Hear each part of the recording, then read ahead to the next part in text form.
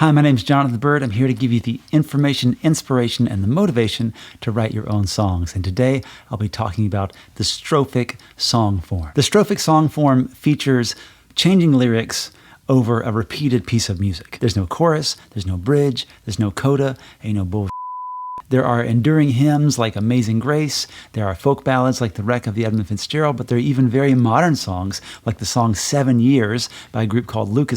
This is their big hit, and it is a strophic song. Although it sounds like there's two different musical pieces, there are two different musical varieties, but there's one thing that seems to connect over those two pieces, and Suzanne Vega's Luka is the same way, where there's a musical change, but it seems like the verse kind of goes over the whole thing.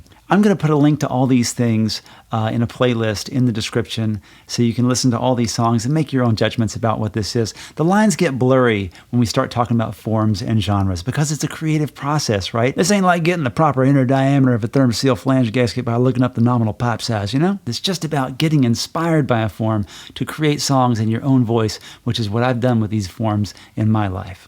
In the song 7 Years, Luka keeps changing the year so that the phrase changes a little bit, but not a lot. And it's a great little device. I don't really know of another pop song that does exactly the same thing, where it never really repeats itself. And that's kind of a brave thing to do in a pop song. If you can think of another modern pop song that does that, leave it in the comments, or if you're a member of my Patreon community, you can just send me a message with a link to that. My Patreon community makes everything that I do possible. And this song that I'm using as an example today is a song from my first record, which has a lot of great songs. I'm still proud of it. It's called Wildflowers. I still have lots of these. And I would love to send you one. If you join my Patreon community this month, so let's just say through the month of June in 2022, I will send one of these to you in the mail. I hope you still have a CD player. I always did at least the minimum that I wanted from an album. I put the lyrics. All the lyrics are in there, and the credits and everything. I'm very proud of this record. 2001 is when it came out. The most of it was actually recorded in 1999, and I would love to send you one. Patreon.com/JonathanByrdMusic. Thanks a lot. The song that I'm going to talk about today, The Sparrow, which is one of my songs, is one of only two examples that I could find in my own writing that did something like The Wreck of the Edmund Fitzgerald in 7 Years, where they never quite repeat a line, except at the very end they bring the first line back again, which is a folk song way of saying the end is near. So let's go over this lyric to The Sparrow and see what makes it work.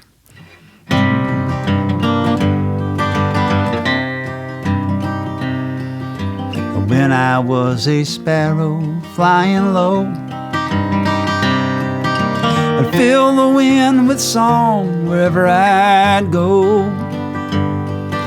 And when you saw me in the sky, you said, I wish that I could fly. When I was a sparrow flying low.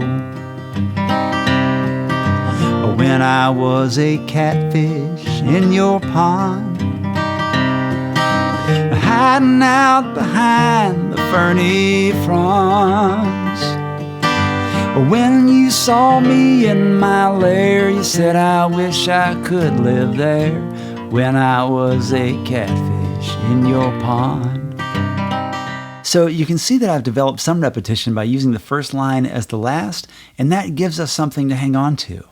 In the other two verses, I become a fire in your soul and a man standing tall, and it becomes this elemental love song.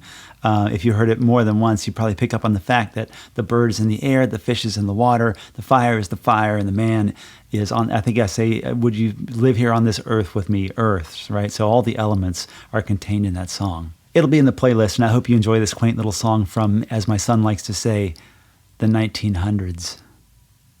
In the song 7 Years, Luka does a similar thing with the first part of the stanza. He says, once I was 7 years old, my mama told me, go make yourself some friends or you'll be lonely. Once I was 7 years old. And then again later, once I was 11 years old, my daddy told me, go get yourself a wife or you'll be lonely. Once I was 11 years old. It keeps going like that, so that not only does that form repeat verse to verse as the age changes, you also have that repetition of all the other words in the line, so that by the time you've heard a couple of these, you can sing them back to the band. The strophic form is a great way to do that in the most basic way possible. So I'm going to start doing something at the end of my videos I like to call home play. It's like homework, but it's fun. It's home play. 7 Years is a great example of an idea that naturally develops as it has a chronological sequence that carries you through the song. There's 7 years, 11 years, 20 years, 30 years, and on like that. The sequence that drives the wreck of the Edmund Fitzgerald is just the plot points of the story, and this is another great way to create a sequence, and you can do it with any story with just a little effort. Gatsby had an affair with Daisy. Tom had an affair with Myrtle. Daisy killed Myrtle with Gatsby's car. Myrtle's husband George killed Gatsby. Add a verse at the beginning to introduce us to the scene, add a verse at the end for Gatsby's ill-attended funeral, and you've just told the entire Great Gatsby in strophic form, and if you do that, I want to know. What is a sequence from your life? Were you married several times? Did you have several cats? And I'm sure you would remember them all and their names and their personalities, right? Or spring, summer, fall, and winter, elementary, junior high, high school, college, any kind of sequence of events like that, a chronological sequence or a sequence of more and more exciting things. Just write it down, that thing that you're thinking right now. Don't wait. Don't worry if it's been done. Everything's been done. Just write it down. Your home play is to write at least 4 verses. Now, 7 Years, which is a pop song, has 5 verses. That's crazy for a pop song, right? The Wreck of the Edmund Fitzgerald has 7 verses. Go big. If you're a member of my Patreon community, just record the song, load it up to YouTube, send me a link. I'll make a playlist on YouTube of strophic songs, and I'll share it with my fans. Please smash that like button, subscribe to the channel, click the bell for notifications, and the more you do that, the more people will be able to find the information, inspiration, and the motivation to write their own songs. Oh, and don't forget to write.